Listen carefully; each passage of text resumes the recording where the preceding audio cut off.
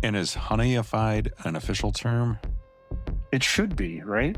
Right? Like, you got me laughing here. I'd muted the mic, but I've never heard honeyified. I like that. I feel like that's something that we should have in more of our headlines. Things that have been honeyified. I think more things. Honeyified. It's like a tasty treat. You just want to grab it, but Yeah, sounds like breakfast.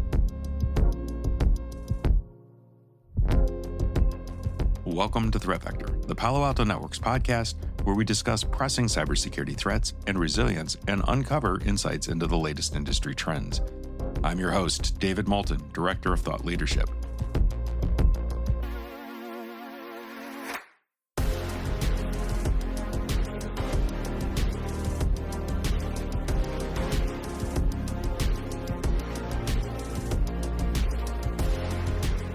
Today, I'm speaking with Nathaniel Quist, Q to those who know him.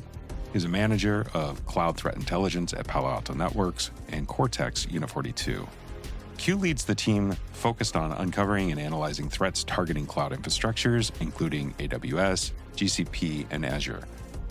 With his expertise in public cloud security, threat intelligence, and malware analysis, he has been at the forefront of understanding the growing and evolving cloud threat landscape. In this episode, we'll explore the intricate and hidden world of cloud threats, including the large-scale cloud extortion operation recently uncovered by Unit 42, and discuss the emerging threats and challenges organizations face when securing cloud environments. Here's our conversation. Q, welcome to Threat Vector. I'm really excited to have you here. Awesome. Thank you, David. Appreciate being here. Talk to me a little bit about your background in threat intelligence and maybe what excites you the most about working for Unit 42. Threat intelligence, I was one of the fortunate few that actually started my career in threat intel. It's kind of hard to find. Usually we start in like IT or sysadmin or something of that nature. But I love intel.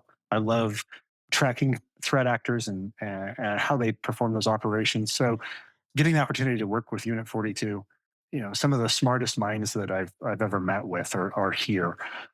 And so being able to bounce ideas, like I see people doing this, or I see, systems that are doing this, and have that back and forth camaraderie with a really awesome group of people. It's pretty amazing. Yeah, passion and intelligence are not in short supply in Unit 42. I've noticed that myself. Today, we're going to get in and talk about the cloud threat landscape and some of your thoughts on the latest developments, including cloud extortion operations, cloud native threats, and how businesses can strengthen their defenses. We've got a lot to talk about. So, Q, let's look at that research that you've recently published on Unit 42. It was highlighting some of the large-scale cloud extortion operations, and we'll have a link to this article in the show notes. But could you walk us through some of the key findings and how those attackers were exploiting cloud environments? Yeah, most certainly. So it started out with exposed credentials, and these exposed credentials were actually environment variables. Just a quick idea, a quick synopsis of what an environment variable file is. Let's say you have a web front end system and you want to be able to connect to a database in the back end, and you need to have authentication to make that happen. You don't want to have to manually do it because it's automated. So you have something called an environment variable, and that will have your username, it'll have passwords, perhaps session tokens, things of that nature. And due to the sensitive nature of these, you obviously don't want those to be exposed publicly. However, these were. And so the threat actor found that there were a number of environment variables that were exposed. They were specifically looking for something called Mailgun, which is an email service, which is a very common target for threat actors. Email services within cloud, because they want to send phishing emails. That's really important. So they were looking for Mailgun. As they were looking through Mailgun, they started collecting a lot of credentials. They targeted about 110,000 different domains and IP addresses looking for environment variables. They were able to collect 90,000 plus environment variable files. And inside of those environment variable files, they found roughly 1,200 AWS access keys and IDs that they were able to get into the cloud systems from there. So it was kind of worm-like in some aspects. When they were able to find one environment variable, they were able to get into that S3 bucket behind it, and then that RDS system, they pulled down and deleted all of those particular files from S3 and RDS, left a little ransom note, and said, we have your systems for ransom. Please pay pay this amount, and then and you can have your data back. So that's kind of where it started. It was a real attack that we went through. We were working with the incident response team for Unit 42, and they pulled us in for threat intel enrichment to see if we see where they're coming from, how that worked. So, how does an attack like this evolve over time? And are there specific patterns that you're starting to notice? Well, what we're finding with threat actors, specifically looking at cloud, they're really starting with that low hanging fruit. A couple of years back, it was all crypto jacking and crypto mining operations. We're starting to see an evolution into ransomware because a lot of the just exposed systems are not really there anymore to make crypto jacking super lucrative. So they're looking for exposed identity access management credentials, those keys and IDs, session tokens, so they can get into those cloud environments. Once you're inside of that cloud environment, we're starting to see more evolution in lateral movement. We're starting to see more privilege escalation happen in those environments, and then that makes ransomware attacks, theft of intellectual property, a little bit more common. So the evolution is really, as we as threat researchers and intelligence analysts, we're seeing that these types of attacks are occurring. We create blocks and mitigations for them. Threat actors will have to raise their game, which so they can get over some of those protections to find more credentials or more ways to laterally move or increase their permissions inside of that cloud environment. And then, we defend against that, and then they go over that, and they go over that. So we're getting into that cat and mouse game. So really, what Right. we're seeing last few years, very exposed endpoints, a lot of exposed Docker containers, a lot of exposed Kubernetes containers, a lot of exposed, virtual machines and cloud environments that they would just take advantage for crypto jacking purposes. Now we're starting to see they're starting to leave the endpoints, go into the cloud system, and start their own endpoints to do their operations.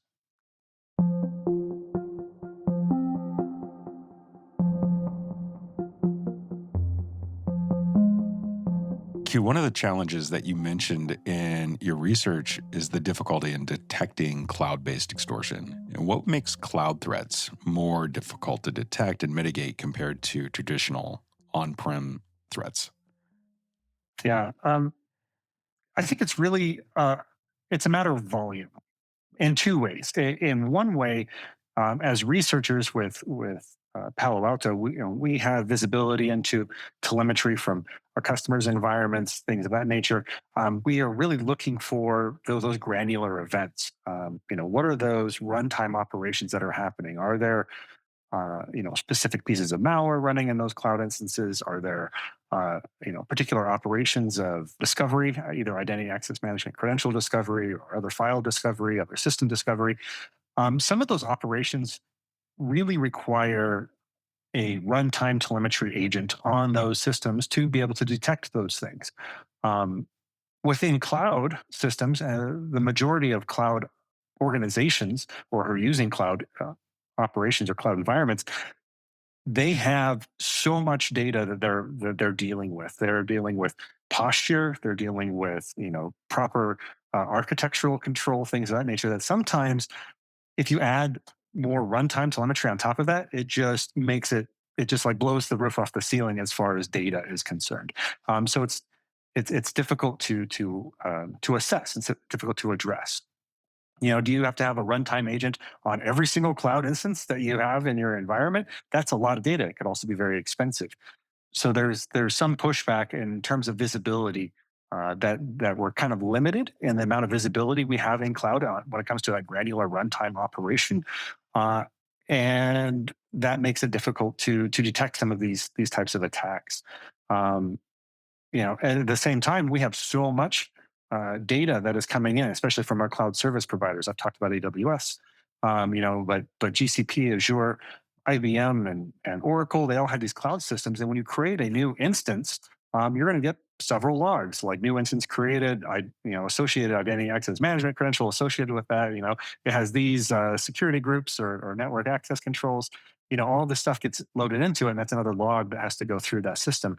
So being able to parse all of that data in an effective, usable, specifically for a security operations standpoint, it gets it's very onerous, it's very burdensome in some of those aspects. So data, just the volume of data, makes it difficult to parse through all of that. And then in order to detect some of these more sophisticated attacks, because cloud is a very complex system inherently, you have to be able to have the understanding and the awareness to know that this type of runtime event is important, and that we should create an alert upon it. So it's a matter of volume and a volume fatigue, and then sometimes alert fatigue plays into that as well. So yeah, it's Eh, both too much data and not enough data. Yeah, it seems like it's a bit of the double whammy. And then you mentioned the cost, and I assume storing all those logs and having all the data throughput ends up being one of those things that becomes a business decision. You can spend all of your capital in one area versus another. Yeah, especially, and then if you have like a multi-cloud environment where you're running, AWS for front end systems and GCP for back end systems, and you have an actor that will traverse both of those in a particular operation. You have cloud costs in both, cloud logging costs in both different hmm cloud service providers. That could be an extra challenge there as well. Q, from your experience, what are some of the common misconceptions that organizations have about securing cloud environments, especially as they transition away from those traditional infrastructures? This is could be a challenging question in a lot of cases, for both from an architectural perspective and then also from like actual runtime defense perspective. Some misconceptions is that I can just lift and shift everything from my data center up into the cloud, and will be everything will be great. I'll have cost savings, and cloud's supposed to be cheaper and more secure, so it'll be easier. It's definitely a misconception. Using cloud is very good at being dynamic. It's being very good at being scalable, but it's only good if you kind of design your systems to work in the cloud effectively. So there's a misconception as far as like cost reduction. If you just simply lift and shift into the cloud, you could have a pretty hefty bill at the end of the day, especially when it comes to logging. But when it comes to a security standpoint, um, there is something that all of the cloud service providers really highlight, and it's the shared security model. So the shared responsibility matrix of the cloud. And essentially, cloud platforms give you everything you need to run your operation. They'll give you the hardware in which your virtual machines will run in. Everything on top of that is your responsibility. The need for you to create least privilege identity and access management policies or rules, so your users can stay within their guardrails, making sure that your systems are patched and up to date, your individual applications. That's the user of the cloud. That's your responsibility.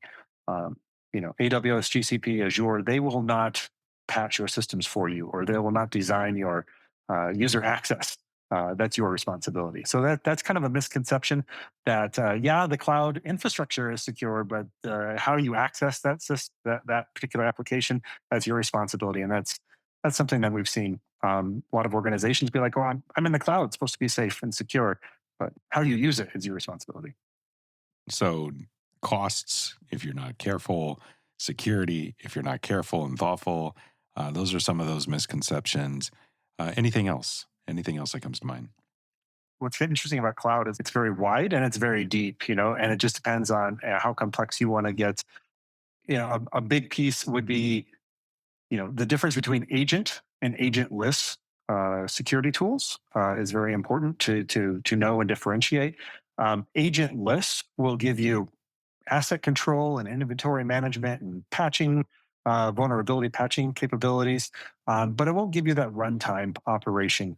What is happening on those particular systems or those endpoints? That's where you need to have that agent installed either on your container host or on that virtual machine itself. So it's recording, the runtime capabilities that cloud system is having.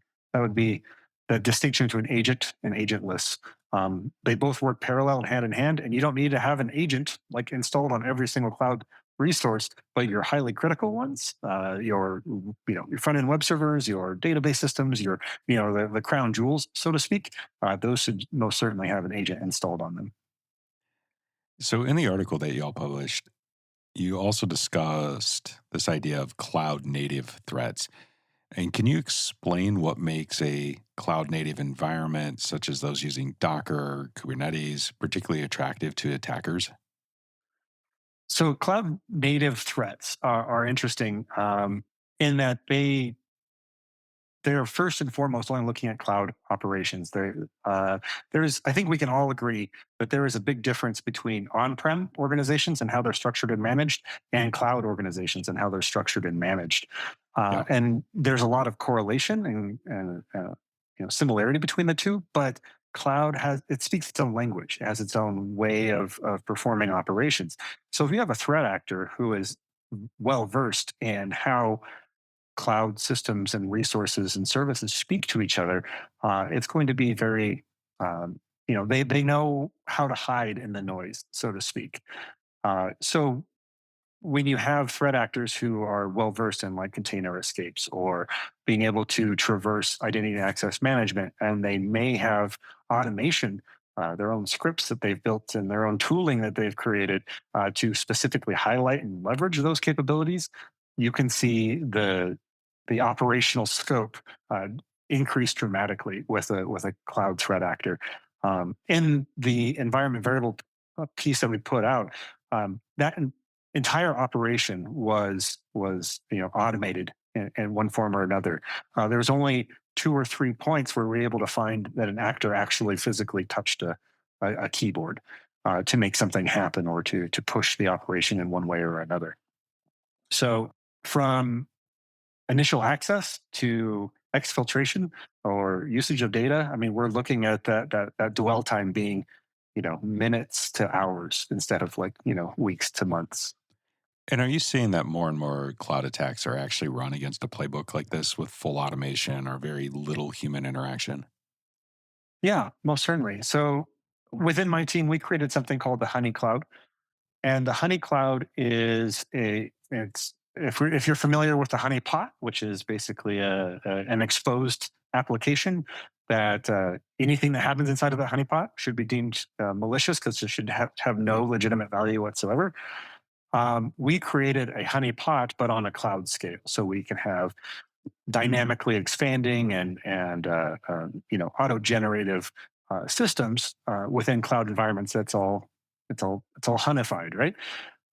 We released an identity access management credential inside of a GitHub repo, and then within 4 minutes of that identity and access management credential being placed inside of that GitHub repo, we had active crypto mining happen in our environment.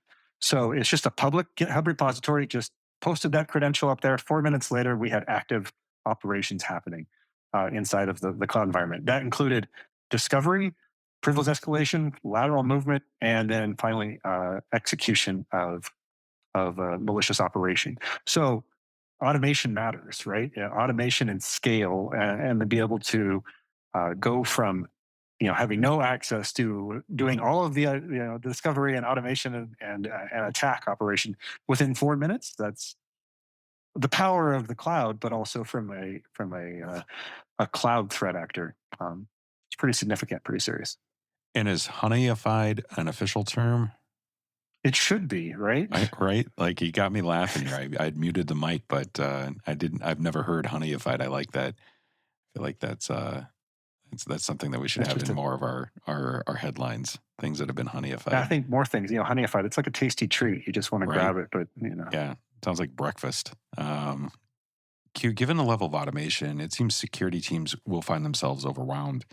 How can automation and cloud native application protection platforms play a role in lightening the load for the defenders? yeah, definitely.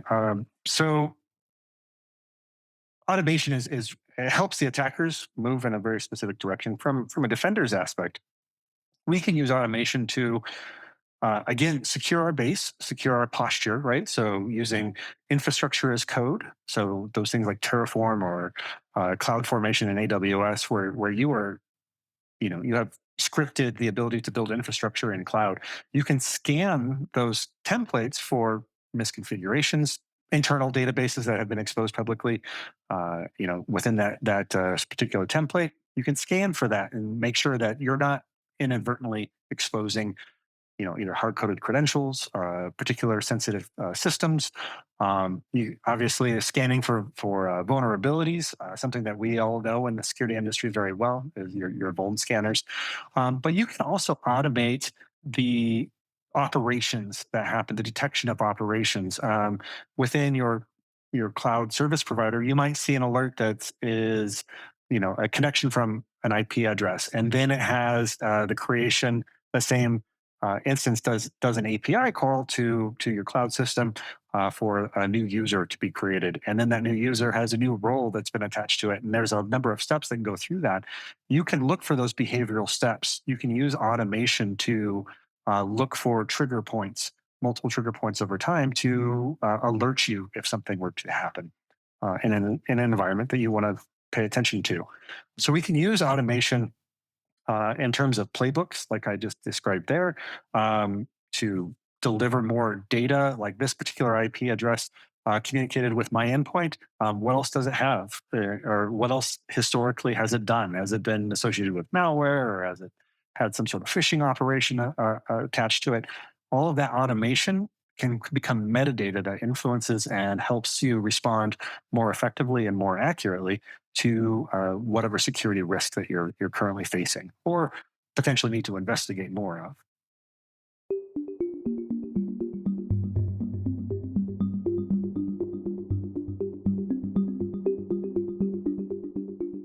It seems to me that cloud attacks are becoming more sophisticated. Are there emerging technologies or strategies that cloud security teams should be aware of to stay ahead of these attacks? There are a lot of security startups in the world right now, and there's a lot of new tools and new technologies that are coming through. Um, yes, cloud threats are becoming more sophisticated, but I think we have the security teams and the personnel that we have operating and looking at this on a daily basis. They're also becoming more sophisticated and more interconnected, and we're working really, really well together. So I don't want to say just throw more tools at it. That's the last thing we need to do. We need to have everything more easily, you know, pulled to the surface.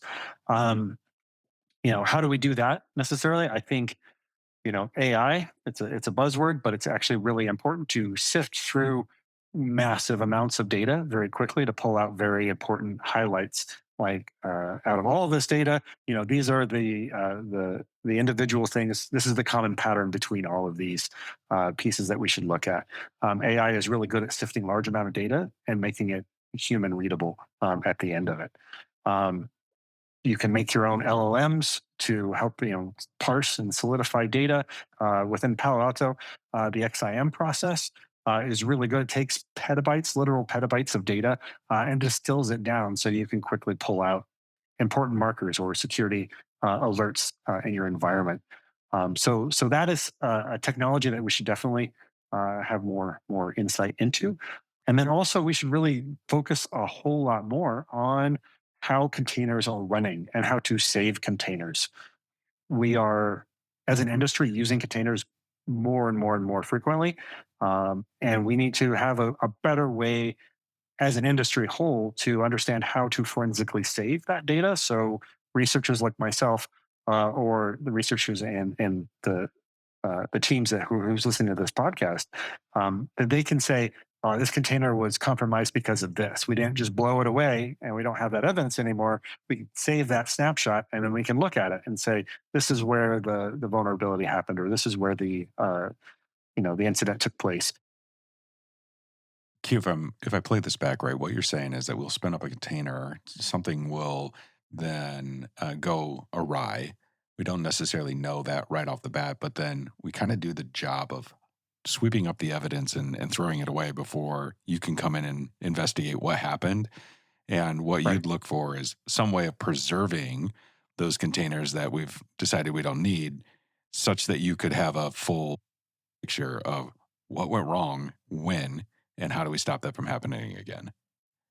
Yeah, I think you played that back perfectly. The piece that I would really pull out of that is that currently, if it is current thought that, oh, cloud runtime instance failed, let's just reboot it. Oh, it's back again. We're back in operation, and we can continue doing our production work. But what really happened is that we're missing is, well, why did it fail? What happened? If a threat actor, or a cloud threat actor specifically targeted that application in that container and caused it to fail or caused it to do something else, we want to have that evidence, and that evidence is stored in the state of that container, and we want to keep it to ensure that we have it, and we don't just want to sweep it away, which is like kind of common practice for a lot of DevOps organizations right now. Is it failed? Restart it. Okay, we're good.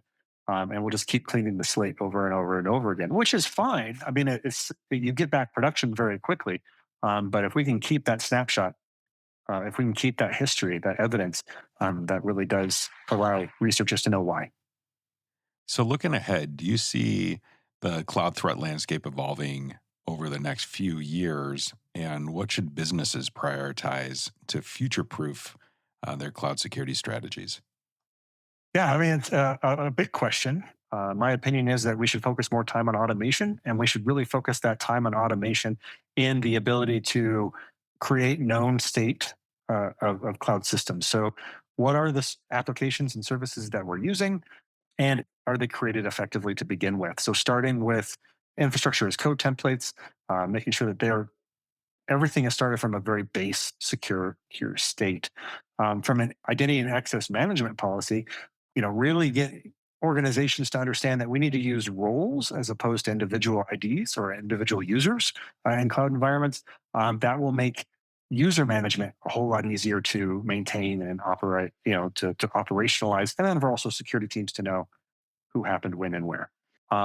So making sure that you're doubling down on automation, simplifying the process of preserving data as it's happening, and then make sure that you have some sort of CNAP operation, some sort of runtime operation to look at your critical assets to ensure that you're seeing everything that they're using.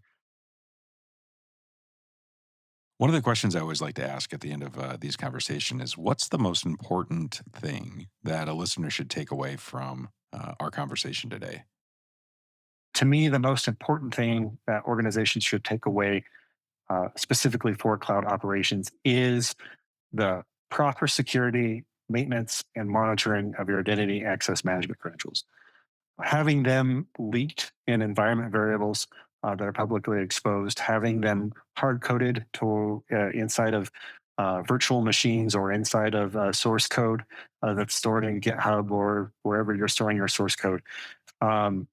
Removing hard-coded credentials. It's roughly the equivalent of having a Post-it note with your password or username and password already to the keyboard. If you know where to look, it's really easy to find identity and access management credentials. So double down, triple down on identity and access management monitoring and visibility.